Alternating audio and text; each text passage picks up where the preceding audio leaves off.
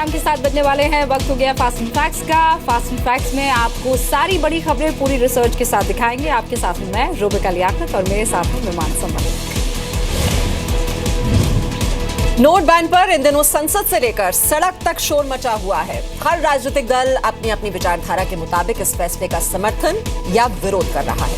इस शोर में एक खबर ऐसी भी है जो दब गई है। दरअसल पश्चिम बंगाल में कोलकाता से कुछ किलोमीटर दूर एक खास समुदाय को निशाना बनाया जा रहा है और पुलिस प्रशासन सिर्फ तमाशा देख रहा है।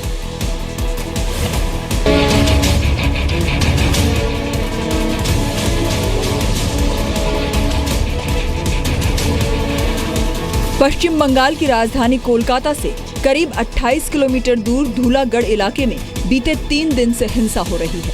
दंगाइयों ने चुन चुन कर खास समुदाय के घरों को निशाना बनाया है। सामान लूटा और ये सिलसिला बीते 3 दिनों तक चलता रहा, क्योंकि ममता बनर्जी की सेक्युलर सरकार दंगाइयों को पकड़ने की हिम्मत नहीं दिखा पाई। लोग यहाँ से अपनी जान पर बाजी खेलकर यहाँ पर अभी फिलहाल निकल रहे हैं और एकदम मातम सा छाया हुआ है यहाँ पर। धूलागढ़ के लोग कहते हैं कि दंगाई जब उनके घरों में आगजनी और लूटपाट कर रहे थे तब पुलिस भी तमाशबीन बनी हुई थी, क्योंकि खतरा था कि दंगाई उन पर भी हमला कर देते।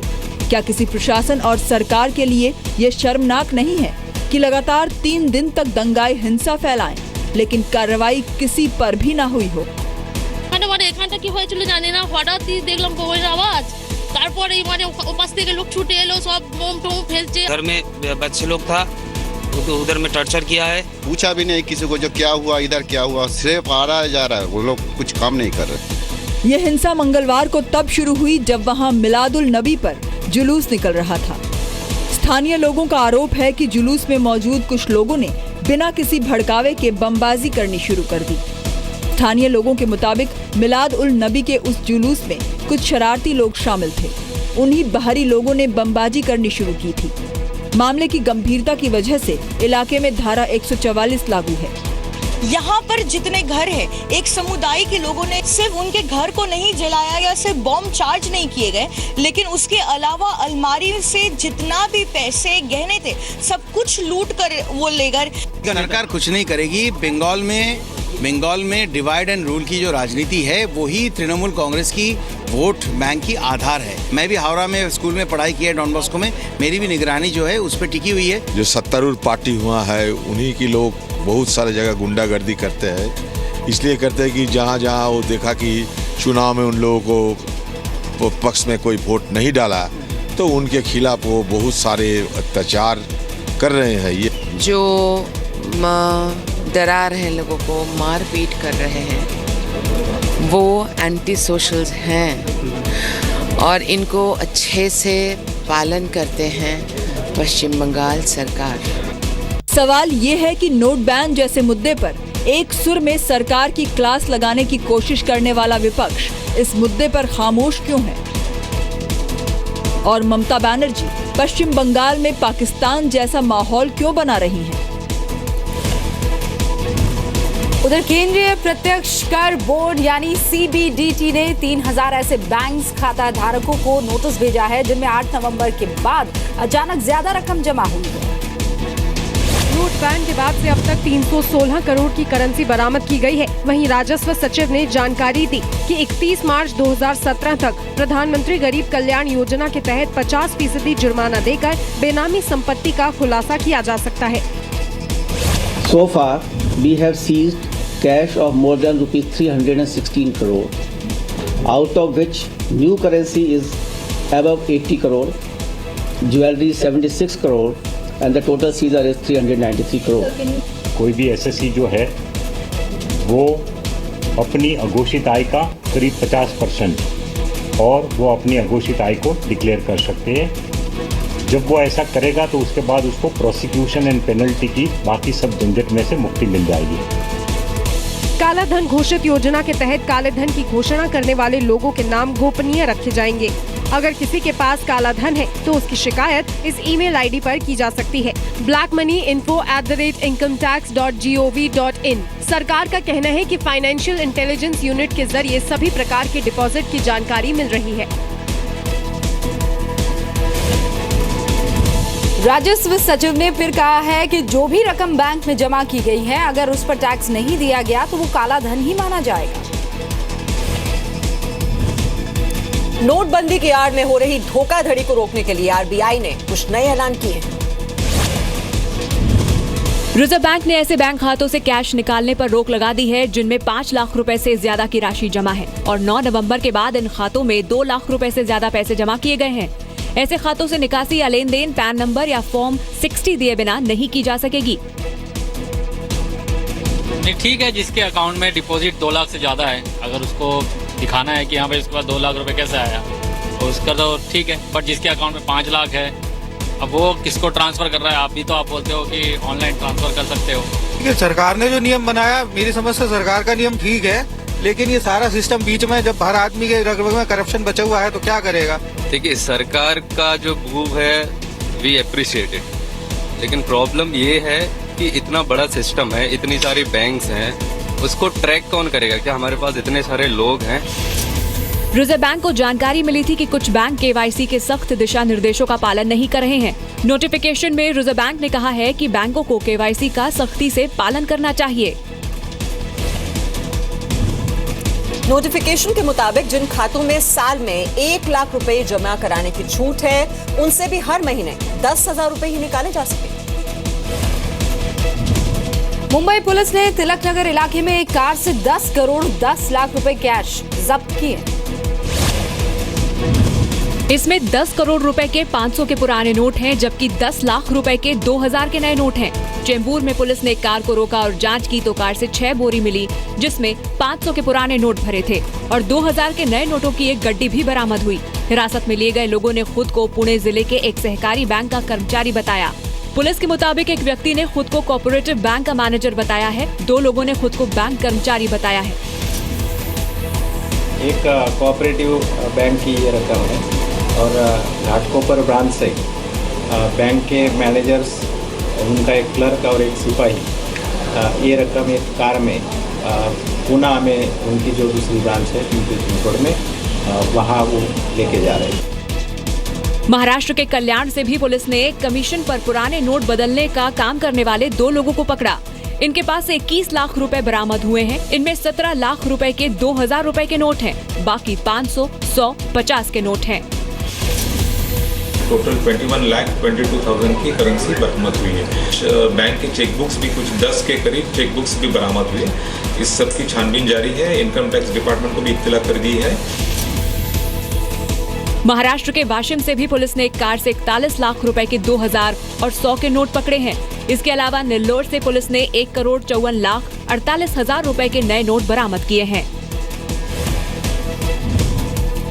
सीबीडीटी चेयरमैन सुशील चंद्रा के मुताबिक देश भर में अब तक 191 छापे मारे गए हैं और इसके अलावा 295 जगहों पर इनकम टैक्स सर्वे भी किया गया है। जम्मू कश्मीर के पुलवामा में बैंक लूट का वीडियो सामने आया है।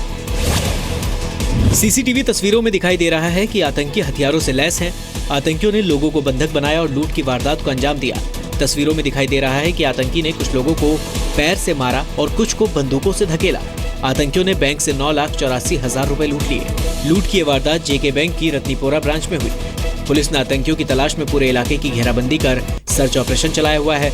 आतंकियों ने बैंक लूट की इस वारदात को कल अंजाम दिया था। 8 दिसंबर को आतंकियों ने पुलवामा में जेके बैंक की अरिहाल ब्रांच से 13 लाख रुपए लूट लिए थे। 21 नवंबर को आतंकियों ने जेके बैंक की मालपोरा ब्रांच से 14 लाख रुपए लूटे थे।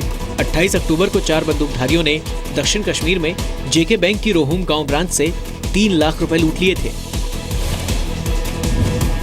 दहशत फैलाने के लिए आतंकियों ने बैंक लूट कर भागते वक्त फायरिंग की। कांग्रेस उपाध्यक्ष राहुल गांधी के साथ कांग्रेस के कई सांसदों ने पीएम मोदी से मुलाकात की। आज राहुल गांधी ने किसानों की कर्ज माफी का मुद्दा पीएम मोदी के सामने रखा। बैठक में गुलाम नबी आजाद, मल्लिकार्जुन खड़गे, राज बब्बर, आनंद शर्मा समेत कई कांग्रेस नेता मौजूद थे। राहुल के मुताबिक पीएम मोदी ने माना कि किसानों की समस्या गंभीर है, लेकिन कर्ज माफ करने की बात पर उन्होंने कुछ नहीं कहा, सिर्फ सुना। प्रधानमंत्री जी ने कहा, उन्होंने बात एक्सेप्ट की कि किसान की जो सिचुएशन है गंभीर है और कर्जा माफ के बारे में उन्होंने कुछ कहा नहीं, सुना।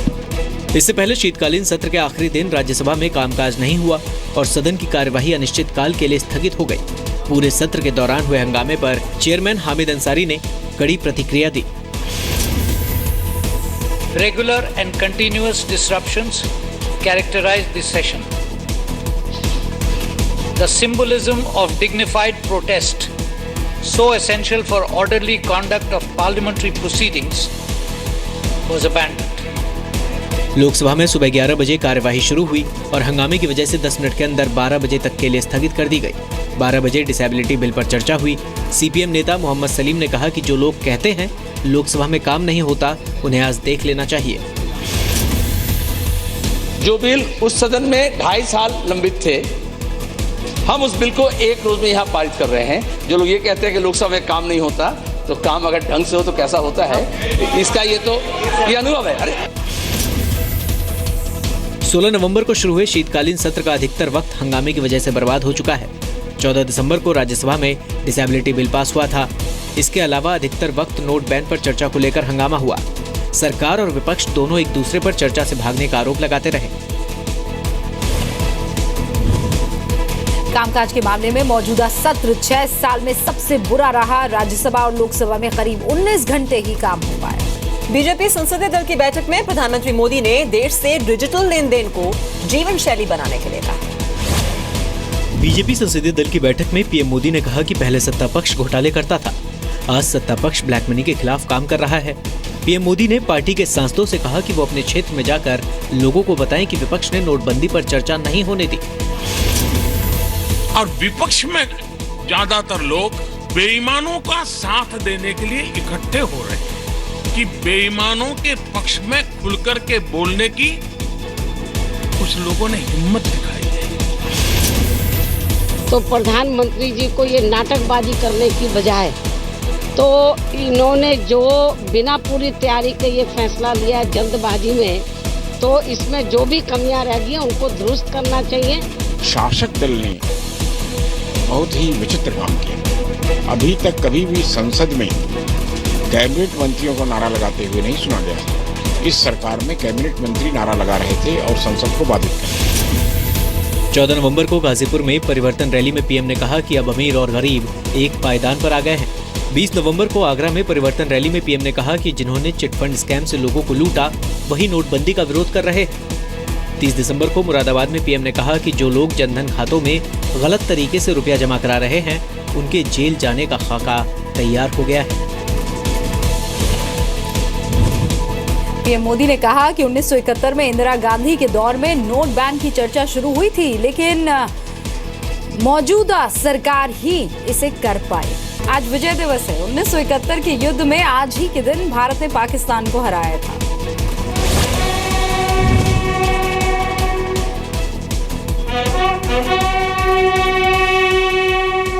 रक्षा मंत्री मनोहर पर्रिकर के साथ थल, जल और वायुसेना के प्रमुखों ने अमर जवान ज्योति पर शहीदों को श्रद्धांजलि दी। 1971 में 13 दिन की लड़ाई के बाद आज के दिन पाकिस्तानी फौज के 90,000 सैनिकों ने भारत के सामने हथियार डालकर सरेंडर कर दिया था। इसके बाद बांग्लादेश अस्तित्व में आया था। I don't have to stress the importance of the day. It's a day when we achieved a decisive victory and created a new country. 3 दिसंबर 1971 को शाम 5:40 पर पाकिस्तान की एयरफोर्स ने भारत के कई शहरों में मौजूद सैनिक हवाई अड्डों पर बमबारी शुरू कर दी। जवाब में भारत ने ईस्ट पाकिस्तान में 3 दिन के अंदर पाकिस्तान के एयरफोर्स और नेवल विंग को तबाह कर दिया। भारतीय सैनिक ढाका में आसानी से उतर गए। इसका पता पाकिस्तान के तत्कालीन सेना प्रमुख जनरल नियाजी को 48 घंटे बाद चला। 1971 के युद्ध में 3,900 भारतीय जवान शहीद और 9,851 जवान घायल हुए।